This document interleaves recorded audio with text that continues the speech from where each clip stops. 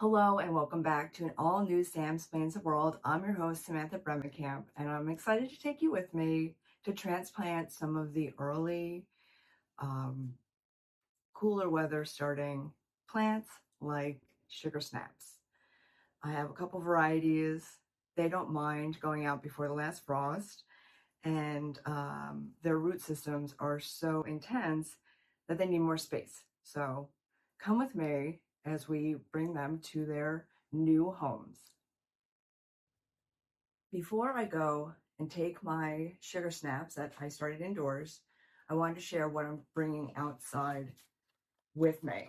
Obviously, my trusty kitchen spoon, which is of course my favorite gardening tool of choice. I have gardening gloves, but I doubt I'm going to use it because it just feels so good to get your hands dirty and to smell the earth. I'm bringing water because obviously after you plant them, you want to make sure they get watered because they're starting out in a new environment and you want to give them like the best chance that they can have. I'm not going to overwater, but I am going to give their roots that are going to be super thirsty from transplanting a much needed break. And then I'm going to take the rest of the sugar snaps and I'm going to do this other method where you just take water, like you do with nasturtium or what have you, because you want them to soak. And soaking sugar snap peas means like you're going to give them a little bit of a jump start, get back to their normal form. And it's fun to do succession planting with sugar snaps because they can grow for, a long season. But the individual plants will likely get kicked after a certain amount of time. So by planting in succession, meaning you're going to do it at different times, you'll have continuous sugar snaps through the summer, hopefully into the fall, depending on temperature, weather, all sorts of factors. I am not going to label these. These are different types of sugar snaps and peas. Doesn't matter. They're delicious. So I've put them all in water. Obviously, oh, there's one left. Come on, little guy. A little bit too much water. It doesn't really matter. Once they're plump, I'm going to take them out and put them between all of these already sprouted guys out in the garden, and I'll take you with me on that journey. But it's just one little tip to get a head start and give them a better chance of germinating. You don't want to leave them too long because obviously they'll just rot, and that's such a bummer. So just putting them in until you see them get plump is all it takes. Just put them in a place that you're going to look at it a lot. Like if you're like me and you spend a lot of time in the kitchen, put it on the island in your face. Because if you forget about it, you get, oh man, I totally forgot, and they're kicked. But let's go outside. Happy that you joined me here in the garden. We are going to be taking the sugar snaps. I have my tray. I have my little spades. I have my handy dandy kitchen spoon, and I've already prepped where I'm going to plant them. These are going to be the first guys to go out because they're a little bit cool tolerant. You're able to plant them before the first frost or the last frost, which should be April 15th-ish. So I'm going to plant them now because they already have incredible root systems. I'm going to do a little pre-water, make sure that they're going into really good moist soil, delightful, and super easily going to take them. I'm going to take all of the really good seed starting soil with it and just add it. So this tall one's going to go right here. Go scoop it out. Look at that root system. It is ready. It is born ready, ready to climb. Super happy. And then I'm going to just gently tap the soil around it. After I plant all of these, I am going to add a little shredded straw to act as a cover. And I'm going to help train them a little bit because they want to climb, but they're not used to this new spot. So I want to make sure they go up and not out because they want to get the most sun. One and done. On to the next one. Making sure I'm not dropping anybody. I'm putting a little space between them only because I'm going to be adding the plump peas that haven't been pre-sprouted yet. Okay. This guy's super ready.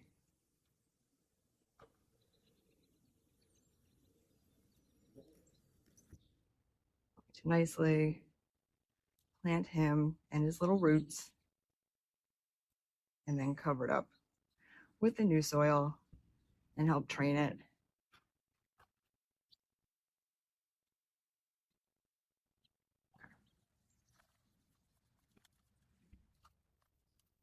If I have any excess soil, I'm going to dump it into because why not? And I might end up reusing these cups since they're already labeled. Why not?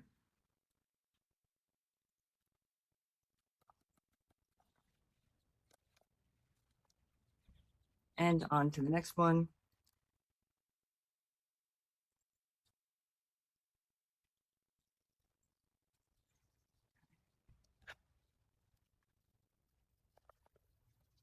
I had just added water, by the way, so they're not drowning. I knew that I was going to be transplanting them.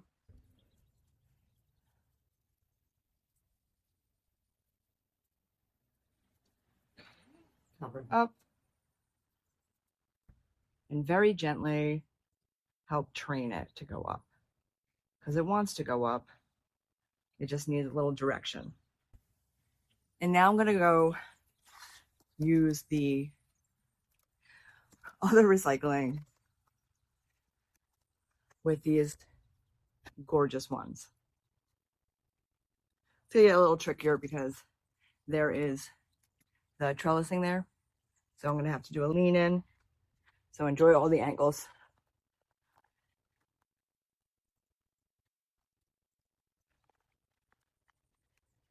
So many good roots.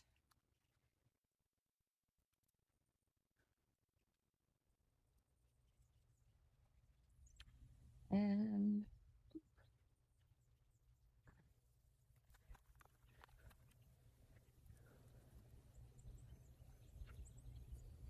oh yeah, she'll be so happy.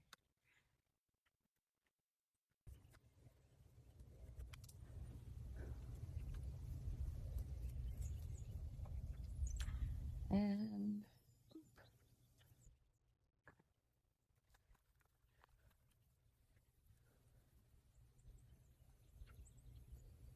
oh yeah, she'll be so happy.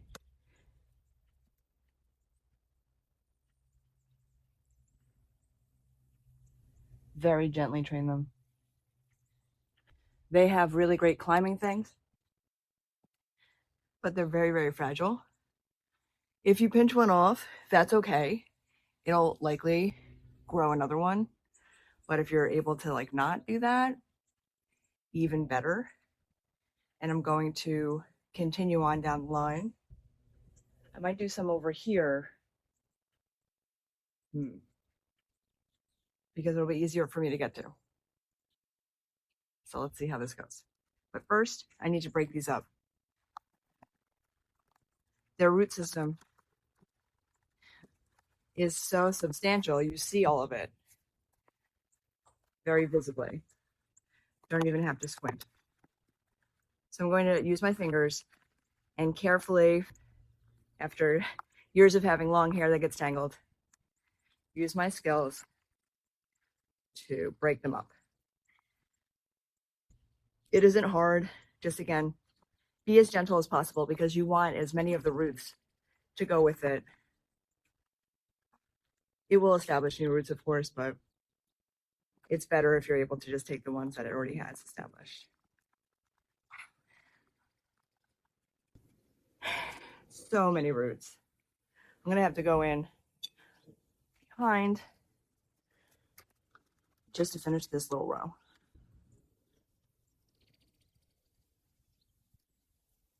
Luckily, my hands are small enough to fit through here. Oh boy.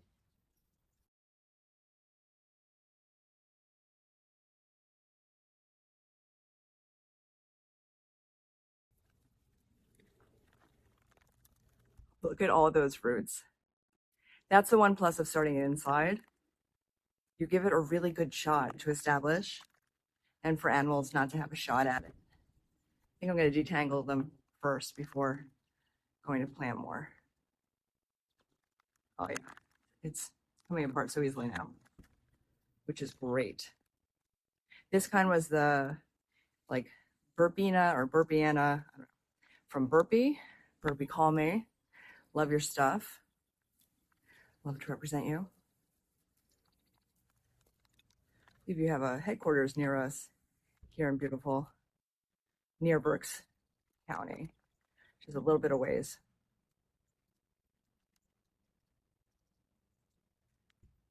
All of these grew, by the way, so highly recommend getting that. Ocean State, job lots. Had these for half off, so those were like $2, and so many plants, definitely worth it. So now I'm on the other side, just to spread out a little bit, and also it's like way easier for me to reach it. I have my trusty kitchen spoon, but first I'm going to mix up the soil a little bit. It's always important to add things like your compost that you've been creating all season, all winter, fall, hummus, dry manure. Obviously don't put fresh manure unless you're like super into that smell, and that's between you and your garden and your neighbors. Okay, so I've used this long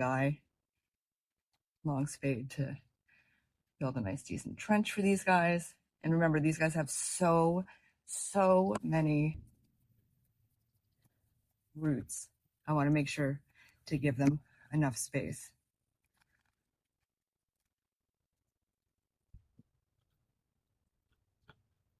Because these are like the first things that I'm planting, I'm going to give their roots more space than I would with like other ones, because they're kind of growing by themselves outside of the cover crop that's currently growing. So I'm having the roots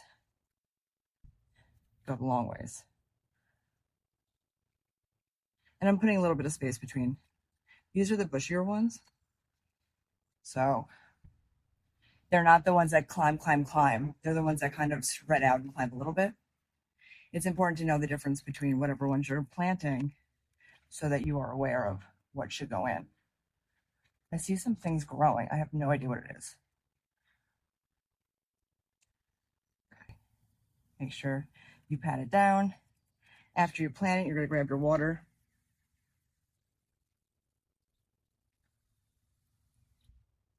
Give it a nice drink.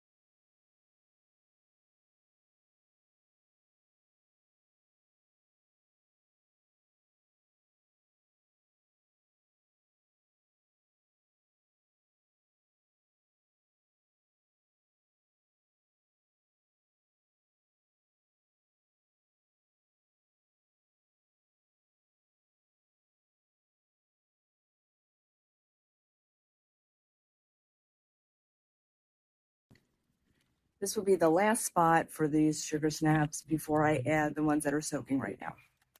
I've already prepared the trench.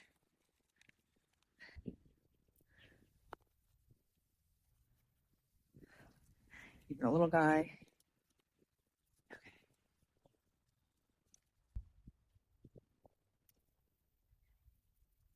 Okay.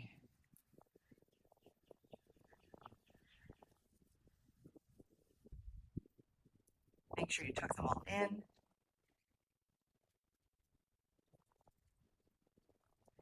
Pat them down a little bit just to give them a little bit of a firmer grasp, firmer blanket, if you will. And that's it. Obviously make sure the little guy that I just put in isn't covered. It'll grow nicely. I have to grab more water, and that's it. But feel free to start putting out your sugar snaps, your peas. You're also able to put out your cauliflower, broccoli, because those are all like cold stratification like things. And that's it. These will be growing up, and I can't wait to share with you.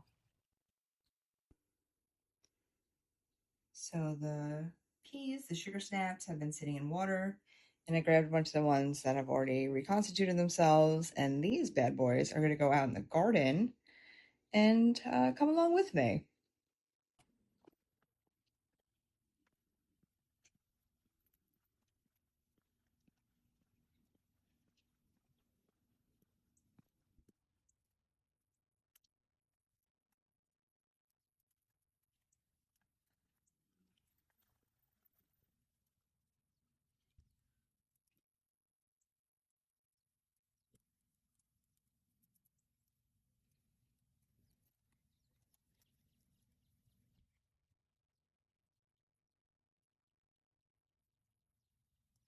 Covering them a little bit, but I don't want to bury them too much. We want to make it as easy as possible for these guys, but enough coverage that they don't get easily picked out by a cute little chipmunk.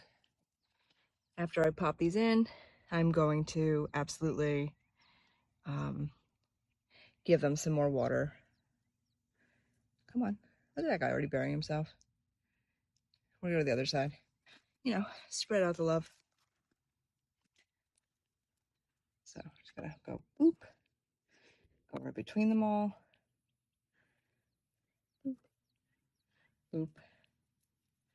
On this side, we'll go on that side. You do 2 more, which I'll do this way because there's already nice moisture. Boop, boop, boop, boop, boop. I might do 2 over here. Yeah, do this one and then this one. Like this.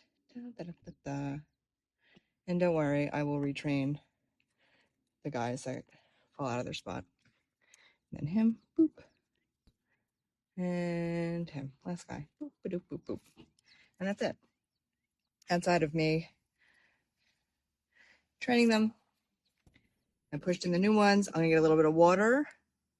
And that is how you do both transplant from the ones that you start inside and succession planting by planting direct sowing the ones outside. Amazing. So I love how this pot came out, and I thought it'd be really sweet to put the Mr. and Mrs. Honeyberry, which is in the internet so much, and I finally saw it in the store, and I was like, okay, you're coming home with me. And they're like, you know, the Mr. really needs the Mrs. so that the pollinators hit both plants to get the delicious berries, which look like long-fingered. It's like a combo of like a grape-looking thing, but with like a blueberry tart flavor. And so after painting this gorgeous pot from an orange to this color that I love, I realized it's not going to be big enough. So I have washed off, scrubbed, and I'm waiting for this to dry to get ready to hit that color on the big one.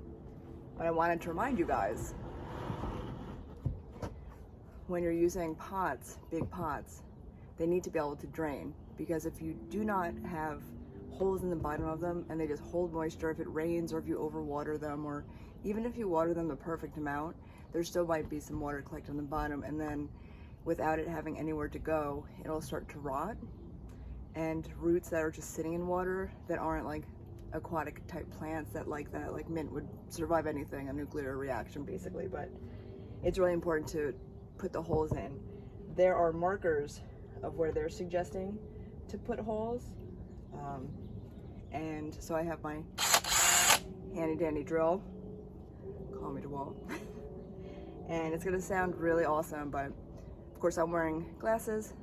If you're gonna be doing anything, even though it's just plastic that you're drilling into, put on goggles just to be safe if you don't have glasses. Or really be cool and get glasses, because all the cool kids do it. So here we go. Keep it going, keep it on so that it comes out easily. If you turn it off and then try to pull it out, the bit might come out. I'm putting a bunch, as you can clearly see.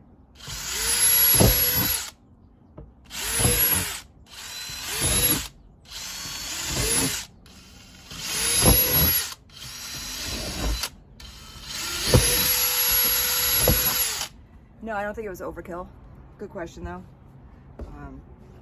Because these are such big pots, they're going to retain a lot of water, and giving it as many ways to escape as possible without overdoing it. I'm not going to make it look like it's a wiffle ball slash pickleball with that many holes, but just giving it enough will make a huge difference.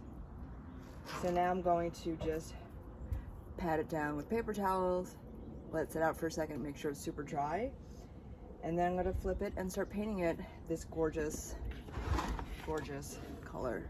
I believe this was either aqua satin or sea satin by my friends Rust-Oleum. But it looks so happy, and it's like, it just makes such a difference. And they will live on the back deck, you know, for safety, for looks, for convenience. I am not ready to plant them in the ground yet, because again, we have to put in a fence because ours broke. So that's gonna have a lot of movement in the ground, and I don't want anybody to get established and then have to come out if we don't have to have that happen. But anyway, thanks for stopping by. Come by anytime. Fridays, 9 p.m., BCTV. So obviously I'm super obsessed with Seaside Satin, and now I'm going to be transforming these bigger ones that I've already scrubbed, washed, patted dry, let air dry, sun dry a little bit, and then I'm going to add a couple layers of this, and I might do the glaze, I'm not sure, but only Rust-Oleum I will know.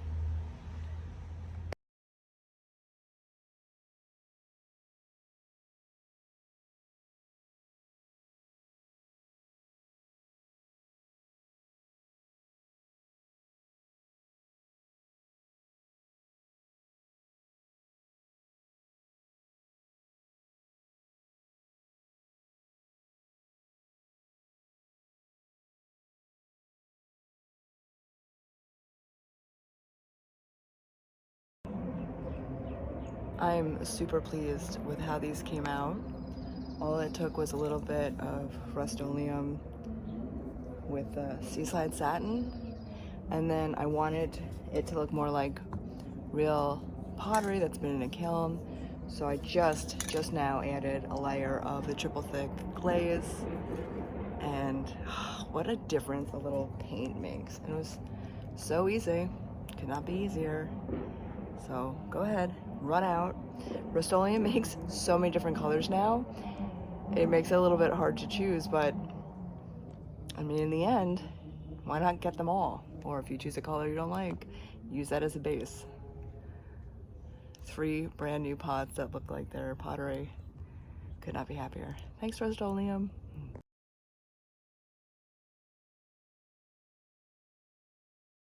Oh hey, since we're out here and we've already planted the sugar snaps, I thought it'd be fun to show you the update on how the peonies are doing, since I had to transplant them out of season because of the fence being redone and the fact that they're completely blocked by trees so they don't ever bloom. It had to happen, and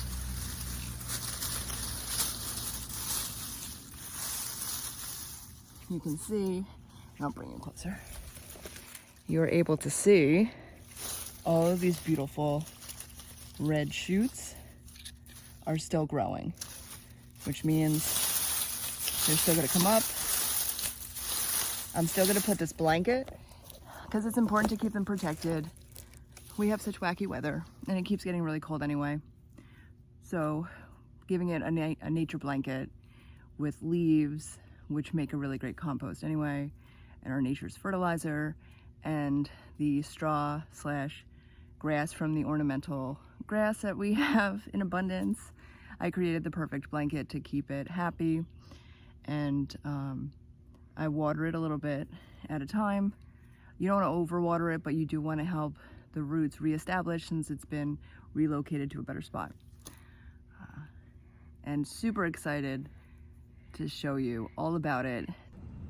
Oh hey, it is 80 degrees out, it's only noon, and it's March. So I am now, as promised, adding this really awesome soil since Kevy did the edging, and we have all these peonies. I got some more, and I'm gonna fill it in. I'm gonna add the peonies, because this gets really good sun, and then we will later on add mulch. But it's pretty exciting stuff, so get outside. So last year from seed, I tried to plant hollyhocks and they didn't really come up, which was disappointing, but as I need to remind you and myself, sometimes it takes a year for plants to establish themselves in their underground root system before they feel brave enough to appear. So let me show you what we have now. 1, 2, 3, 4, 5, possibly 6 different hollyhock plants on this side, and there's about 4 or 5 on the other side of this, which is super exciting. You know, never give up hope. Maybe you won't get it for the one season, but they're perennials, so once they establish, as long as there's not some like crazy blight or weather, they should come up every year, which is exciting. And I see that the butterfly bush is coming back. We have some other perennials that are starting to sprout leaves, and my really good friend Ruth shared some of her bearded irises, which is really exciting to see them popping up. This will be their first year with us also. It's just so exciting.